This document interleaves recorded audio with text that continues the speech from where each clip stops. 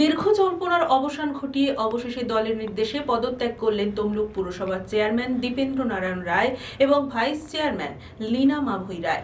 তবে পদত্যাগের পরেই শুরু হয়েছে রাজনৈতিক তরজা। অন্যদিকে বিজেপি এই পদত্যাগ নিয়ে শাসক দলের বিরুদ্ধে তীব্র আক্রমণ করেছেন। দীর্ঘ জল্পনার অবসান ঘটিয়ে অবশেষে দলের নির্দেশে পদত্যাগ করলেন তমলুক পুরসভার চেয়ারম্যান দীপেন্দ্র নারায়ণ রায় এবং ভাইস চেয়ারম্যান লীনা মাভৈ রায়। মঙ্গলবার বোর্ড অব কাউন্সিলরদের বৈঠকে আনুষ্ঠানিকভাবে পদত্যাগপত্র জমা দিলেন দুজনেই। গত বৃহস্পতিবারই দলের রাজ্য নেতৃত্বের তরফে তমলুক পুরসভার শীর্ষ পদাধিকারিকদের কাছে পদত্যাগের নির্দেশ পৌঁছেছিল। নির্দেশ অনুযায়ী মঙ্গলবারই তারা পদত্যাগ করেন। তবে পদত্যাগের পরেই রাজনৈতিক মহলে শুরু হয়েছে জোর চর্চা। উনি একটা resignation the post of chairman as per instruction of the higher authority, ওনাকে একটা হায়ার অথরিটি থেকে বলা হয়েছে, উনি সেই হিসেবে উনি রেজিগনেশন দিয়েছেন। এবার এটা সবাই মানে যতজন কাউন্সিলর ছিল আমাদের তৃণমূলের 18 জন আর বিজেপির 2 জন সবার সামনেই দিয়েছে। এবার সিদ্ধান্ত হবে পরবর্তী সময়, কিন্তু এই মানেটা ওনার বুঝতে পারলাম না, এই হায়ার অথরিটিটা কীভাবে উনি কোনো কাগজও ডকুমেন্টস বা কিছুই উনি কিন্তু সাবমিট করেননি আমাদের কোনো হায়ার অথরিটি। আমরা জানতে পারিনি, আমরা জানতে পারলাম উনি ইস্তফাপত্র দিয়েছেন। এবার দল ইস্তফাপত্রটা কাকে দিয়েছেন?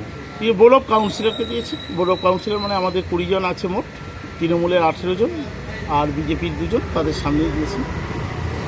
এই যে নির্দিষ্ট টাইমের আগে একটা দল থেকে চাপ দিয়ে পদত্যাগ করা হলো, কোথাও কি একটা একাংশের ক্ষোভ থেকে গেল? উনি হায়ার অথরিটি লিখেছেন, কে বলেছেন সেটা তো আমার জানা নেই, বা উনি কোনো আমাদের কাছে কোনো কাউন্সিলের কাছে কোনো ডকুমেন্টস জমা দেননি, কিন্তু ওনার রেজিগনেশন পত্রতে হায়ার অথরিটির উল্লেখ আছে। এই হায়ার অথরিটি কে উনিই বলতে পারবেন, সেটা আমাদের পক্ষে বলা সম্ভব না। না, আপনাদের মনে কোথাও কি একটা ক্ষোভ থেকে গেল এই যে চেয়ারম্যান পদগুলো? শুনুন, ঘটনা হচ্ছে কাউন্সিলরদের বলে যাই আসুক, উনি ইস্তফা নিয়েছেন কিন্তু সেটাও আমার দিকে বলেননি, বা আবার নতুন কেউ হবে সেটাও আমরা এখনো পর্যন্ত জানিনি। এর পরবর্তী সময় যদি দল জানায় তখন দল জানতে পারবো কাকে দিয়েছে, কিন্তু আমাদের যেটা দরকার ছিল সব কাউন্সিলরকে নিয়ে বসা এবং সব কাউন্সিলরকে নিয়ে আলোচনা করা, সেটা হয়নি, এটুকুন বলতে। আজকে যে পদত্যাগপত্র মানে ইস্তফাপত্র দিল বোর্ড অফ কাউন্সিলরকে, এই ইস্তফাপত্র কোথায় দেওয়া হবে? শুনুন, বোর্ড অফ কাউন্সিলরকে দিয়ে ওনাকে পাঠানো উচিত এসডিওকে আর ডিএমকে, দুজনকেই পাঠানো উচিত। উনি ওনার পাঠাবেন, কিন্তু আমার মনে হয় যে বক্তব্য আছে ওনার চিঠিতে, সেই বক্তব্যে এই বোর্ড অফ কাউন্সিলর কীভাবে পারবে, আর আমার একটা মনে সন্দেহ আছে।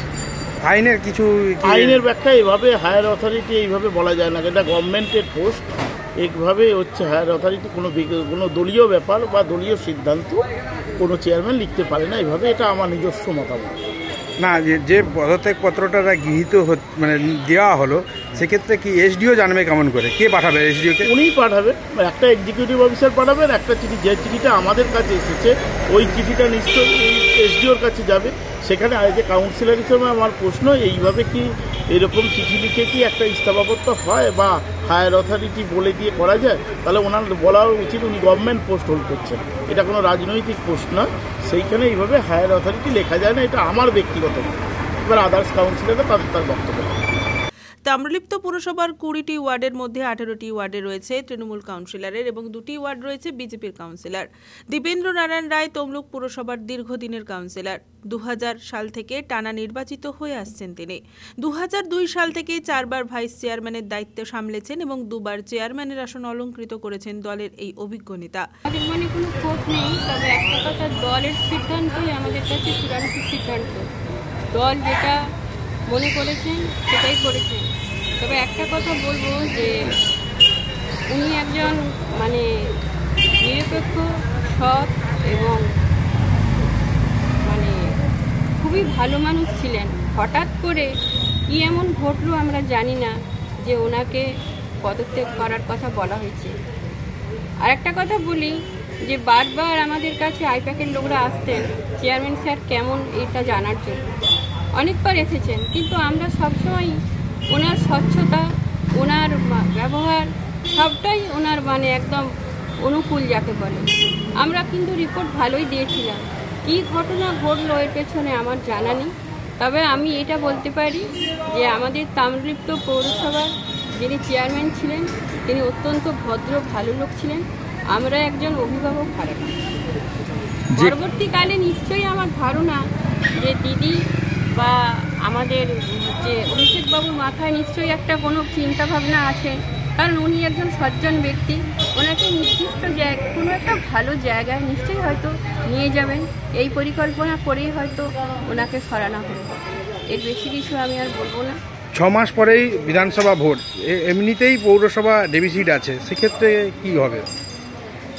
দেখুন, 6 মাস পরে বিধানসভা ভোট, সেটা তো যারা ওনাকে রিজাইন দিতে বলেছেন তাদের মাথায় তো এটা আছে যে 6 মাস পরে পৌরসভা ভোট, এই বিধানসভা ভোট হচ্ছে।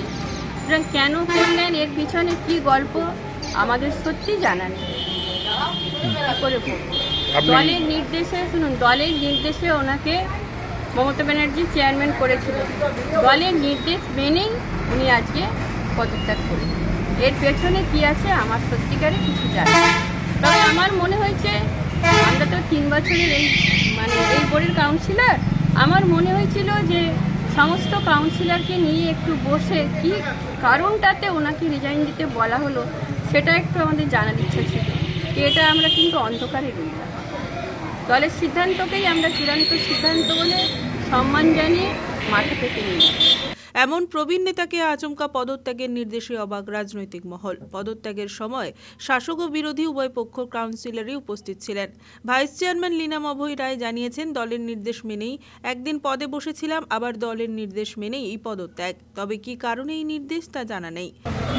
না, দল করেছিল, ভাইস চেয়ারম্যান দল বলেছে এখান থেকে পদত্যাগ করতে। আমি 11:30টার সময় আমার চেয়ারম্যানকে পদত্যাগ করতে দিয়েছি। পদত্যাগপত্র কি গৃহীত হয়েছে? হ্যাঁ, পদত্যাগ করতে দিয়েছি। চেয়ারম্যান পদত্যাগ অলরেডি করে দিয়েছে।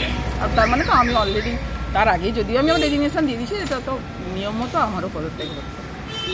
কি বলবেন, কি কাজ বাকি থেকে গেল? আর ভোটকেও তো, কাজ তো একটা গতিশীল ব্যাপার, থাকলে কাজ হবে। এখন কাউন্সিলর আছি, কাউন্সিলর হিসেবে যেটুকু কাজ সেটুকু করবো।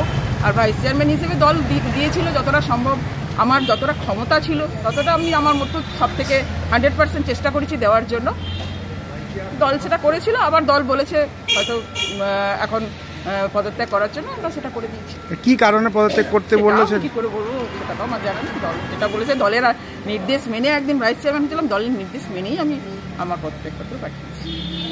আগামী দিনে যে নির্বাচন আসছে, সেক্ষেত্রে কতটা প্রভাব পড়বে? এদিকে চেয়ারম্যান দীপেন্দ্র নারায়ণ রায় জানিয়েছেন, এই দিনের বোর্ড মিটিংয়ে পদত্যাগ সমস্ত কাউন্সিলরের সামনে জমা করেছেন। নিয়ম মেনেই সরকারি আধিকারিকদের কাছেও জমা হয়েছে। পদত্যাগ করে দিলাম আমরা, আমাদের বোর্ড অফ কাউন্সিলর অ্যাকসেপ্ট করেছে। এবারে প্রথম পদত্যাগপত্র ডিএম এর কাছে যাবে, এবার ডিএম সমস্ত ব্যবস্থা করবে। কোথাও কি ক্ষোভ থাকলে মানে? খবরের কোনো ব্যাপার নেই, দল নির্দিষ্ট। পদত্যাগ কি মানে বোর্ড অফ কাউন্সিলরের কাছেই দিলেন? সেটাই কি আছে? এটাই ওই মানে এটা মানে পদত্যাগপত্রটা কোথায় যাবে এরপর? ডিএম এর কাছে যাবে। কিছু কাজ কি বাকি থেকে গেল? Thank you. অন্যদিকে বিজেপি এই পদত্যাগ নিয়ে শাসক দলের বিরুদ্ধে তীব্র আক্রমণ শানিয়েছেন। অ্যাজ বাই হায়ার অথরিটি, যেটা উনি ওনার আজকে যে মানে রেজিগনেশনের চিঠিটা দিয়েছেন, ওখানে উনি লিখেছেন অ্যাজ বাই হায়ার অথরিটির নির্দেশে উনি আজকে এটা রেজিগনেশন দিয়েছেন। আর যে প্রসেসর হয়েছে সেটা তো বলার মতন কোনো ভাষা নেই, কারণ তমলুক শহরবাসী অন্তত জানে, কারণ উন্নয়ন একদমই পুরো থমকে ছিল। যেহেতু আমরা বিরোধী, কখনই সেইভাবে হয়তো আমাদের ওয়ার্ডগুলো উন্নয়ন হয়নি। এবার শোনা যাচ্ছে যে হয়তো উনি ওনার অঙ্কের যে টাকার অঙ্কটা যেখানে মেন এতে সেখানে পৌঁছতে পারেনি, আর যিনি এখন হবেন তিনি হয়তো মোটা টাকা সেখানে পৌঁছেছেন, কিন্তু উন্নয়নের জায়গায় সেই থেমেই রইল। কারণ এই টাকাটা তো তাকেও সংগ্রহ করতে হবে, যে টাকার অ্যামাউন্টটা ওখানে উনি পাঠিয়েছেন, কারণ সেটাও তাকে কালেক্ট করতে হবে। তো সেই হিসাবে মানে আমার তমলুকবাসীর কাছে এইটুকুনি আবেদন মানে বলবো যে আপনারা দেখুন, আপনারা যে শিক্ষাটা পেলেন যে তমলুক শহরবাসী যে যোগ্য জবাব দিতে হলে কিন্তু ভোট বাক্সেই দিতে হবে, এবং 2026-এর নির্বাচনে আমি মনে করি যে তমলুক শহরবাসী এর যোগ্য নিশ্চয়ই বিচার করবেন। মানে অ্যাজ এ তামলুক তো মানে পৌরসভা মানে ঐতিহাসিক পৌরসভা, সেখানে অবশ্যই আমার মনে হয় যে ওনাদের একে সেটা সঠিক লোককে কিন্তু নির্বাচন করা, খুব যোগ্য লোককে নির্বাচন করা উচিত ছিল। যিনি হবেন তিনি যোগ্য নয় বলে মনে করি।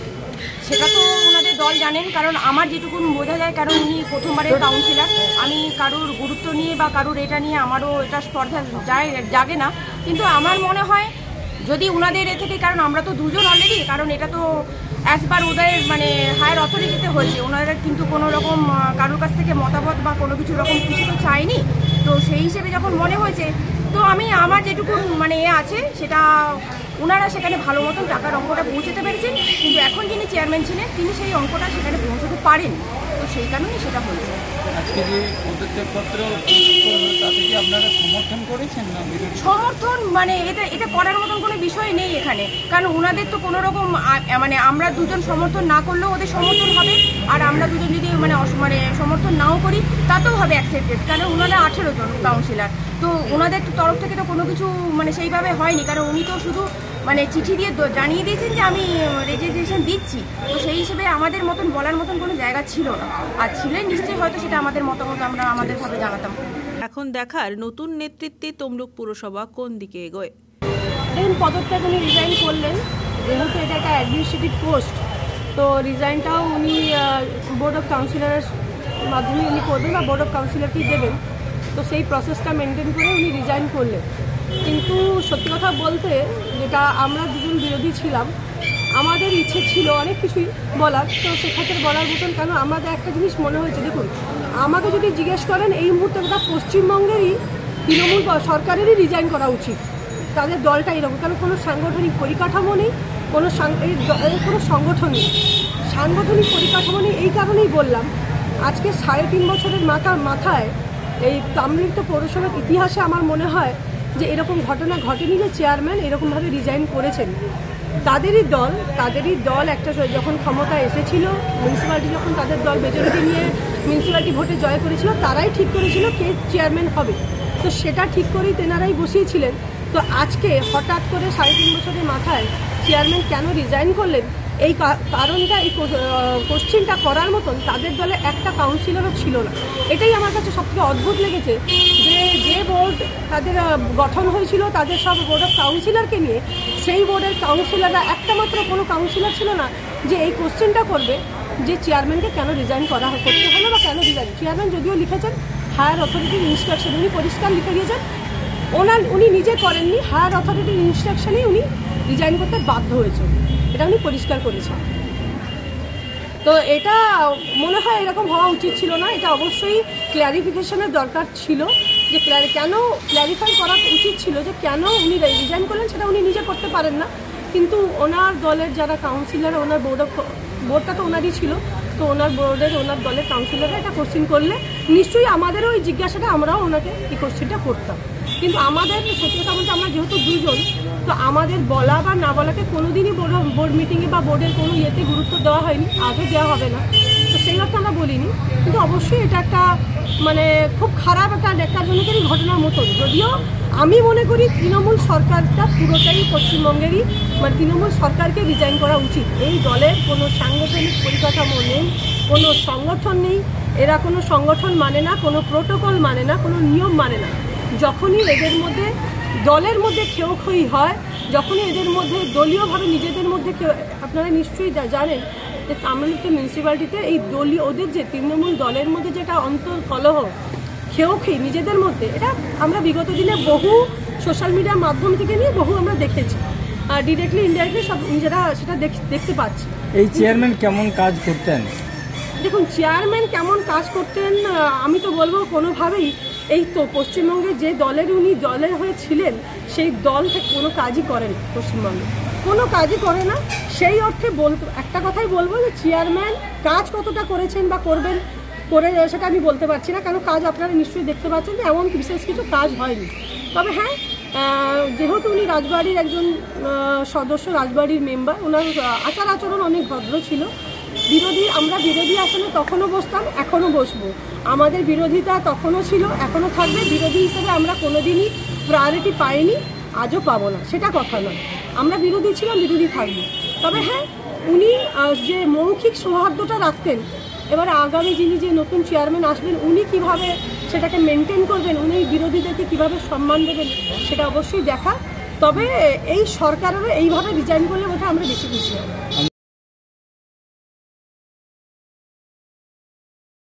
পুলক বেড়ার রিপোর্ট, খবর 20BS।